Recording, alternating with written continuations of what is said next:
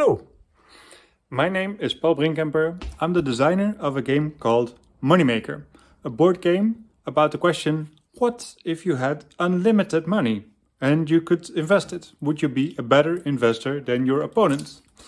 Now, Moneymaker is in its third edition and is available here on Kickstarter.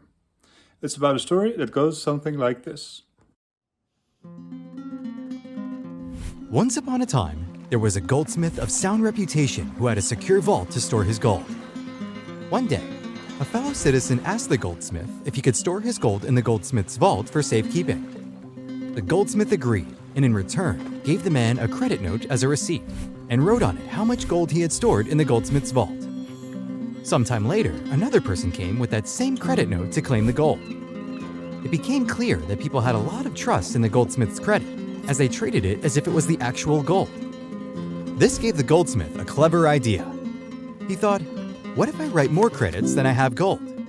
I could use those extra credits to fund a trade ship. The trade ship will yield products that I can sell on the market, so I will have money to back my credit, plus a little extra profit for myself. And that way, I will get rich without working for it. And just like that, banking as we know it was invented. The clever goldsmith became a banker and made a lot of money. He created even more credits and invested in even more companies, which created products that he sold on the market. When this extra credit came into circulation, prices of goods and services slowly went up. While the townspeople didn't like the rising prices, it meant more profit for the banker.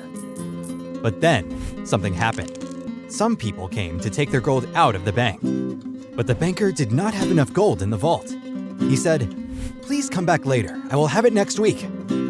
The people who previously believed that their gold was safe in the banker's vault started to lose their confidence. And when all confidence was gone, a bank run happened. They took up torches and pitchforks, went to the bank and demanded that the banker give them all their gold immediately. But to their horror, they saw that the bank vault was empty. The mob became enraged and threw the banker in the dungeon until he had repaid all of his debts. And when he could not do that, they burned him at the stake. And all of his worthless promises to gold burned with him.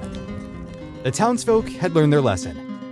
Everything was back in order in the city that had known so much turmoil. And they lived happily ever after.